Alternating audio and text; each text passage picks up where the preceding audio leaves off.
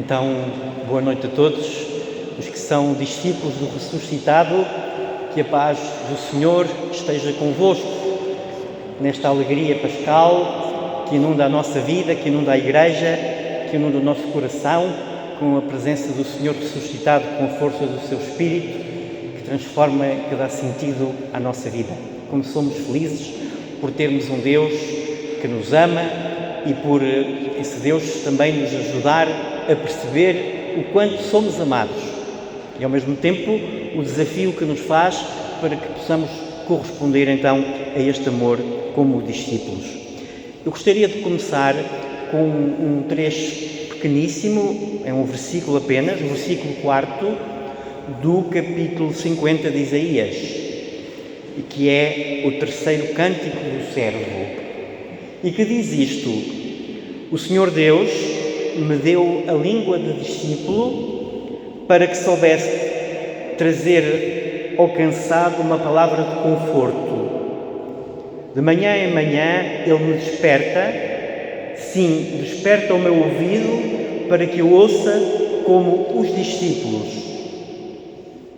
O Senhor abriu os ouvidos e eu não fui rebelde. Então, a nossa primeira atitude é procurarmos perceber que todos somos discípulos. Aqui não há mestres. Mestre é só Jesus. E, portanto, querer ser discípulo é querer conhecer Jesus, querer amar Jesus, querer viver em Jesus. A partir do subtema que me deram para desenvolver, portanto, o discipulado, ser discípulo, que começa precisamente por dizer que Jesus tinha uma missão: salvar todos os homens, todas as épocas e latitudes geográficas. E por isso ele deu aos seus discípulos, aos seus apóstolos, um mandato: ide por todo o mundo. Ora bem, em primeiro lugar, ser discípulo é perceber tudo aquilo que Deus nos dá. E certamente que no meio de todas as coisas que Deus nos dá, a mais importante de todas é a vida. Porque é a partir da vida que encontramos a fé e é a partir da vida que todas as coisas acontecem. Por isso, o grande dom de Deus, o maior presente que Deus nos deu é a vida. Porque Deus é vida. E por ser vida, chama-nos à vida, a fazer parte com Ele deste projeto de vida que Ele sonhou para cada um de nós. Portanto, esta consciência da vida, esta consciência de valorizar a vida, de perceber que a vida é um dom, é um presente que temos que cuidar porque não nos pertence.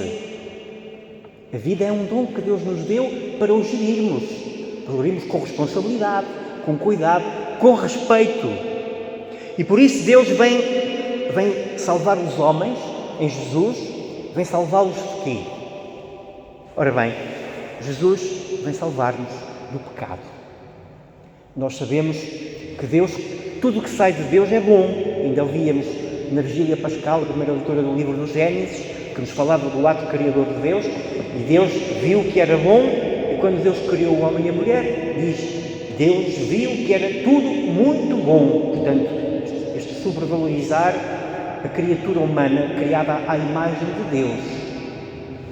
Só que, como sabemos, o grande pecado é o orgulho. Foi esse pecado que fez com que Satanás, que era um anjo celeste, fosse expulso do paraíso. É este também o pecado que está na origem do pecado da humanidade, o orgulho dos nossos pais, dos nossos primeiros pais. O pecado original e tudo aquilo que ele nos deixa também como concupiscência nas nossas almas. Este orgulho, este querer decidir, este querer assumir o papel de Deus, este querer ser o dono das coisas, decidir o que é bem, o que é mau. Esta tentação teve consequências terríveis, nefastas na humanidade. E nós vemos hoje como, cada vez mais, na nossa sociedade, na nossa cultura, há este desejo. O homem quer decidir quando pode tirar a vida, quer decidir o que fazer em tudo. O homem quer assumir o papel de Deus. Ora bem, por isso Jesus vem salvar-nos, vem libertar-nos deste orgulho, libertar-nos, enfim, de tudo aquilo que nos impede de sermos autênticos discípulos. E como é que nós podemos vencer esse pecado? Há uma palavra que é chave, que é determinante, que é fundamental no léxico cristão, que é a humildade. Vemos como Deus nunca desistiu de nós. Pela humildade e pela fé, o Senhor chamou Abraão, fez com ele um caminho, uma promessa. Pela humildade, Abraão abraçou esta fé, viveu-a.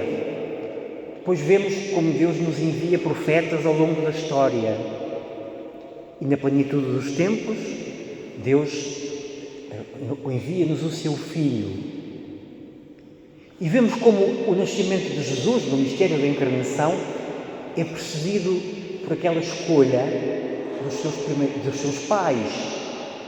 Maria, ontem celebramos, como aqui foi dito, o sim de Nossa Senhora, a Anunciação, precisamente porque o dia 25 de março deste ano calhou na Semana Santa, na segunda-feira, e então, como não podíamos celebrar, foi adiada para depois da semana a seguir à oitava da Páscoa, porque a semana da oitava da Páscoa forma como que um só dia na liturgia. Então celebramos ontem este sim de Maria, a humildade. Foi a humildade de Maria que conquistou o coração de Deus e que fez com que o Senhor depois a agraciasse com todas as graças. Ela foi preservada do pecado original, mas depois foi aquela mulher fiel, que em tudo e sempre cumpriu a vontade de Deus. Depois vemos como José também se associa a essa humildade. Não entendendo os planos de Deus, aceitou aquilo que Deus tinha para ele. Ora bem, só quando nós nos tornamos humildes, e por isso a humildade é uma virtude sempre a descobrir e a conquistar. Santa Teresa d'Ávila dizia num pensamento muito bonito, que eu penso tantas vezes: humildade, humildade, por ela se deixa vencer o Senhor a tudo o que dele queremos. Quando somos humildes, quando a nossa humildade é autêntica e é verdadeira, nós conseguimos tudo de Deus.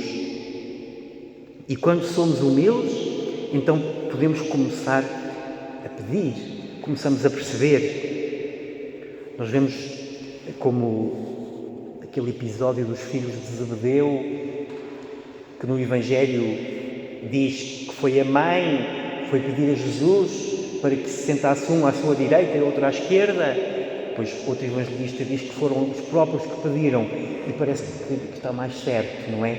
O outro evangelista tentou um bocadinho aliviar o papel dos filhos de Zebedeu, mas de facto é este desejo, esta aspiração de alguma forma à grandeza que todos temos e que temos que vencer. Jesus responde: não me compete a mim conceder, mas promete-lhes que eles vão acompanhá-lo na missão. E é isso também que o Senhor nos pede. Depois vemos aquela atitude, e falando um bocadinho desta coisa de ser discípulo, como na cruz a atitude daqueles dois ladrões foi tão diferente. Um começa a exigir: se és filho de Deus, então salva-nos daqui. Este orgulho, esta capacidade que muitas vezes nós temos de exigir e achar que temos direitos. Qual foi a atitude do outro? Humildade. Senhor, lembra-te de mim quando chegares ao teu reino. Foi um verdadeiro discípulo aquele homem, que em tão pouco tempo aprendeu que estava diante do Mestre, que estava diante do Salvador, que estava diante do Messias. E naquele momento alcançou a graça. a sensibilidade de Jesus quando se aproximam dele com humildade. Aquele episódio da mulher que pede a Jesus o milagre e o Senhor responde assim aparentemente friamente: mulher, não é justo dar os pães aos cachorros. E ela responde: mas Senhor, também os cachorros comem das migalhas que caem da mesa do dono. E tantos outros episódios que nós conhecemos de Jesus, que vemos como aquela humildade sincera toca profundamente o coração do Senhor. Quem é humilde torna-se um verdadeiro discípulo. E por isso, ser discípulo é receber uma vocação. Não se pode desligar o ser discípulo da vocação, do chamamento. O grande chamamento de Jesus a cada um de nós passa precisamente por esta descoberta da humildade que nos torna autênticos discípulos de Jesus. O nosso chamamento, a nossa vocação é a eternidade. Para isso Deus nos criou e é isso que Ele nos chama. É a eternidade, fomos criados para viver felizes. Já aqui, tanto quanto é possível, porque obviamente a felicidade plena não existe aqui, há muita gente a procurá-la, mas bem podem viver enganados, não é? Porque mais cedo ou mais tarde a vida vai se encarregar de ensinar que a felicidade plena não existe neste mundo. Temos momentos de felicidade, tal como aconteceu no Tabor, naquele dia em que Jesus convidou Tiago e João, mas depois, amor, não, temos que ir lá para baixo, viver o mistério da cruz, e então um dia a felicidade há de ser plena.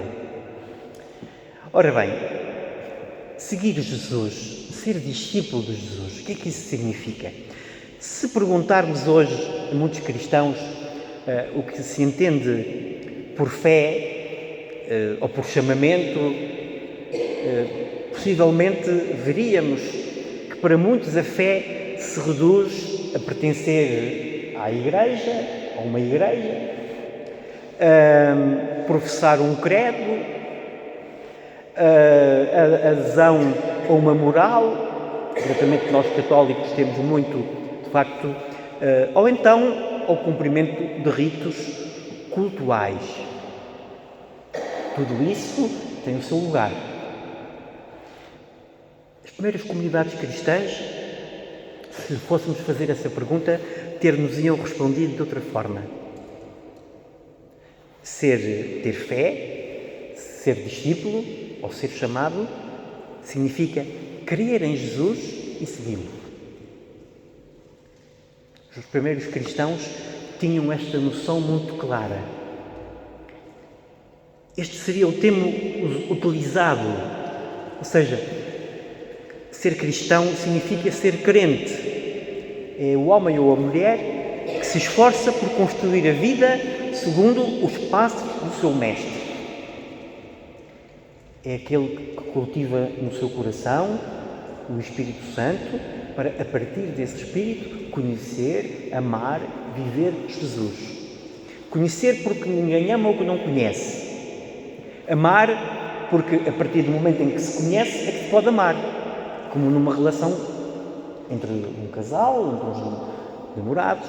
Primeiro se conhecem, depois descobrem o amor e só a partir do amor começam a viver. E também com Jesus a nossa experiência passa por aí. Primeiro precisamos de conhecê-lo, porque não podemos amar o que não conhecemos. Depois de conhecer, temos que o amar. E a partir do momento em que descobrimos esse amor, então começamos a viver. E começamos a viver esse amor na nossa relação com Jesus. Obviamente é importante entender bem este segmento, este ser discípulo. Não se trata apenas de uma imitação, nem de copiar, trata-se de acreditar no que ele acreditou, dar importância ao que ele deu, interessar-se por o que ele se interessou, defender a causa que ele defender, olhar os outros como ele os olhou. Aquele cântico do Padre Zezinho que se cantou durante tanto tempo e que ainda hoje se canta: amar como Jesus amou, sentir como Jesus sentia, viver como Jesus vivia. De alguma forma sintetiza um bocadinho a atitude daquilo que é o verdadeiro discípulo. É procurar conhecer o seu mestre, e por isso a riqueza que temos na Palavra de Deus, na Escritura, e o podermos aprofundar, podemos meditar, podemos rezar. Geralmente, quando se fala de chamamento ou de vocação, muitas vezes pensamos que isto é coisa para jovens. Sobretudo quando se fala de vocação. Ora bem, jovens que estão a começar a vida, bem, esse chamamento, sabemos bem, é muito importante. Mas nós sabemos que Deus não fica mudo ao passar dos anos. É importante, e acho que é enriquecedor, quem sente a graça de ser chamado a ser cristão, ou a ser sacerdote, ou a ser religioso quando se é novo, porque depois temos a vida toda para aproveitar isso, mas vemos como Deus continua, graças a Deus, a chamar gente noutras etapas da vida, seja para ser cristão, seja para ser religioso, seja para ser sacerdote. E por isso o seu chamamento pode surgir em qualquer altura da nossa vida. A parábola dos trabalhadores da vinha recorda-nos isso. E todos nós ficamos surpreendidos com o que acontece no fim, não é? Porque Deus depois concede a todos o mesmo, o prémio que é a felicidade da vida eterna. O seguimento para seguir e para dedicar a nossa vida a Jesus é sempre uma novidade. É sempre uma eterna novidade, porque Deus é a eterna novidade. O verdadeiro discípulo é aquele que percebe isso e que se alegra com isso. Sobre esta questão de ser discípulo, passando propriamente à temática deste dia, deste encontro, gostaria de sublinhar alguns aspectos da nossa identidade como discípulos. Primeiro é o caráter central de Jesus. A iniciativa é dele. Se olharmos para o chamamento dos primeiros discípulos, que depois o Senhor os torna apóstolos quando os envia, os Evangelhos dizem-nos: Jesus viu e chamou. Não foram eles, não fomos nós, não somos nós que nos constituímos discípulos. Não somos nós, não fui eu que escolhi ser padre. Não, foi Deus que me escolheu. Eu simplesmente depois fui capaz de perceber isso e de responder. Assim como cada um de nós hoje é cristão, é discípulo de Jesus porque o Senhor o chamou. A nossa parte, a nossa graça, consiste em não termos ficado indiferentes, porque nós sabemos que o Senhor chama muitos que simplesmente fazem de costas, que não o querem ouvir. É mais fácil, porque isso, responder que sim, traz compromisso, traz exigências, traz sacrifícios, traz renúncias. Por isso é que o Senhor diz: se não estivermos dispostos a renunciar a tudo e mais alguma coisa para o seguir, mas depois a verdade é que nós percebemos que renunciando a tudo e mais alguma coisa, depois o Senhor compensa-nos com tudo e com mais alguma coisa. Não é? E quem é chamado sente isso, experimenta isso. E esta alegria, precisamente de sentir e de experimentar isso, é o que nos dá força para continuarmos procurar ser discípulos de Jesus. Além disso, o discípulo tem como prioridade a adesão à pessoa de Jesus. E isso de tal maneira que o discípulo do Evangelho não inicia uma aprendizagem para converter-se em mestre. Nada disso. Mas permanece sempre discípulo e mestre. Há só um. Esta consciência de que somos discípulos é algo tão importante que, quando nós começamos a pensar em querer ser mestres, depois, lá está, facilmente percebemos que o maligno vai semeando em nós aquele orgulho. aquele desejo de acharmos eu sei mais do que aquele. Que bom seria que efetivamente cultivássemos esta virtude da humildade e nos sentíssemos sempre discípulos, mesmo quando o Senhor e a Igreja nos envia a sermos discípulos missionários. O Papa Francisco fala nisso. Ser discípulo missionário, ou seja, discípulo que é enviado a partilhar aquilo que descobriu, aquilo que encontrou. Ora bem, segundo ponto é o atrativo do chamamento de Jesus é tão forte que tem de levar a um profundo desprendimento. E vamos percebendo isso quando queremos ser discípulos autênticos.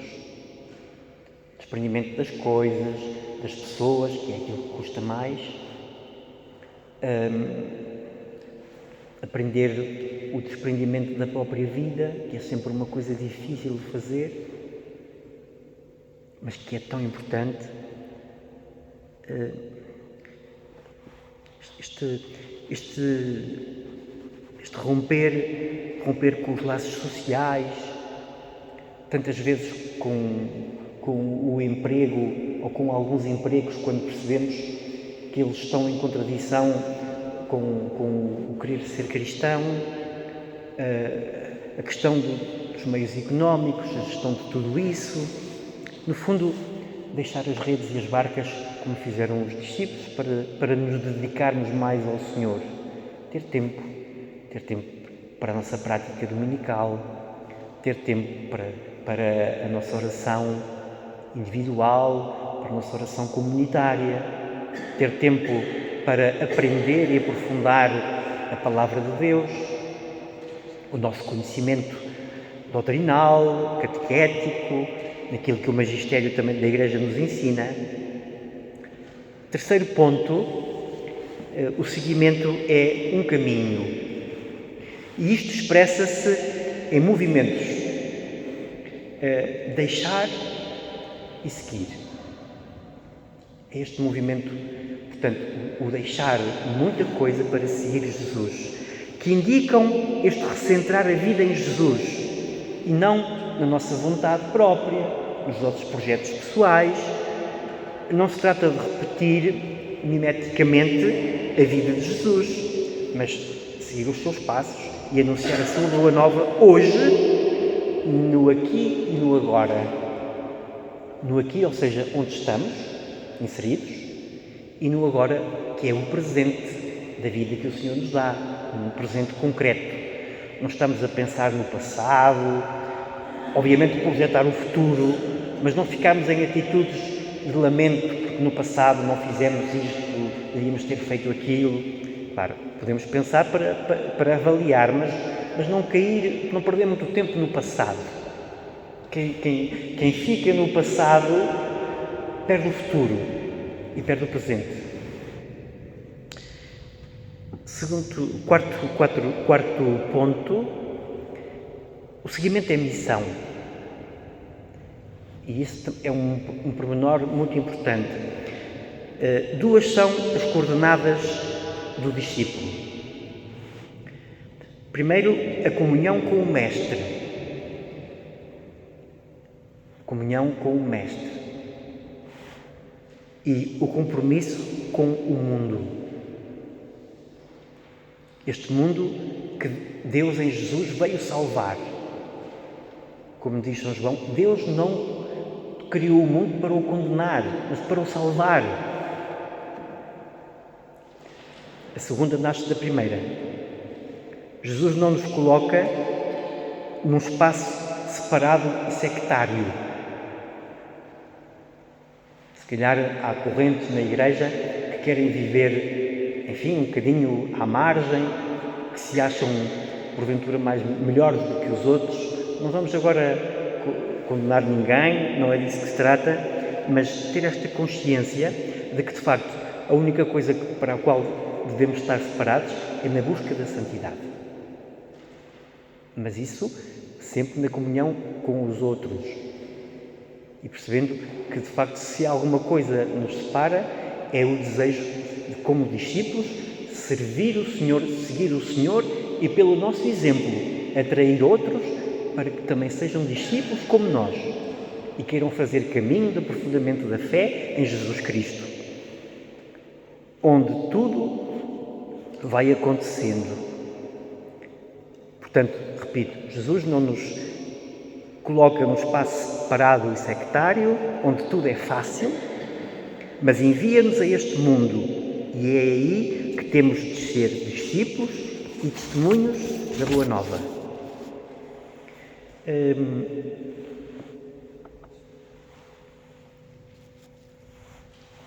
Passando,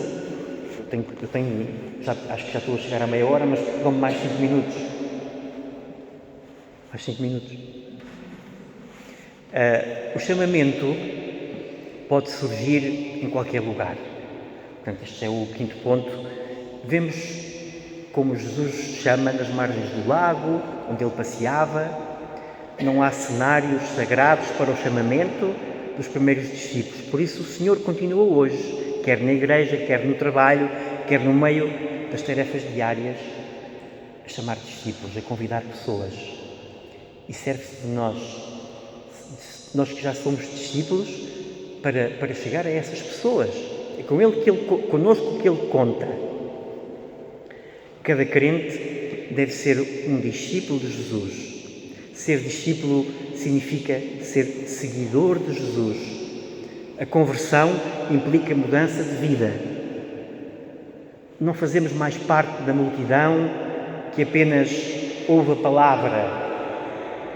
Somos e tornamos-nos discípulos praticantes da palavra.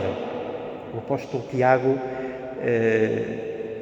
tanto no primeiro capítulo, versículo 22, diz-nos isso. Não apenas ouvintes da palavra, mas praticantes da palavra, cumpridores da palavra. Ora bem, o que é que faz um discípulo de Jesus? Um discípulo de Jesus ama Jesus. O discípulo tem um relacionamento pessoal com Jesus. O seu amor a Jesus leva a obedecer-lhe e a aprender dele. E daí esta intimidade tão profunda que deve existir na ligação. Há um episódio que eu não queria deixar de partilhar convosco, que é quando o Judas sai do grupo que traiu Jesus, a dada altura percebemos que falta um no grupo. E por isso, entre a Ascensão e o Pentecostes, os apóstolos perceberam que tinham que escolher alguém para substituir Judas no grupo dos 12. E quem é que eles foram escolher? Houve uma preocupação. Alguém que tenha sido discípulo de Jesus desde a primeira hora. Nós sabemos que alguém do grupo dos 12, havia aqueles 72 discípulos, como São Lucas nos refere, composto por homens e mulheres. Foi naquele grupo que eles foram escolher 2 que tinham sido discípulos de Jesus desde a primeira hora. Escolheram José e Matias e depois vemos como tiraram as sortes e a sorte caiu sobre Matias. Mas para ser inserido no grupo dos apóstolos, teve que ser um discípulo de Jesus da primeira hora, ou seja, alguém que aprendeu diretamente de Jesus. Claro que depois os apóstolos transmitiram a outros e esta sucessão chegou até nós, graças a Deus. Então, passando à frente, e para terminar, o discípulo é aquele que imita Jesus. O objetivo do discípulo é ser cada vez mais como Jesus. Obedece no sentido em que põe em prática o que aprendeu, mesmo que isso signifique sacrifício e renúncia. Por isso é que o discípulo faz mais discípulos de Jesus. Ele quer que outros conheçam Jesus e o amem e descubram como é bom ser discípulo. Eu tinha preparado muitas mais coisas para dizer e, portanto, às vezes tenho dificuldade em síntese, mas termino neste ano em que celebramos os 150 anos do nascimento de Santa Teresinha do Menino Jesus, que é uma santa que me diz muito, termino com um pensamento do Papa Francisco sobre Santa Teresinha, citando-a, e que diz isto, porque acho que é muito oportuno para aqui. Como sucede em todo o encontro autêntico com Cristo, esta experiência de fé chamava Teresinha para a missão. Teresa pôde definir a sua missão com as seguintes palavras: eu desejarei no céu o mesmo que na terra, amar Jesus e fazê-lo amar. É isto que eu acho que se pode dizer de qual é a missão de um discípulo. A missão do discípulo é amar Jesus e fazê-lo amar.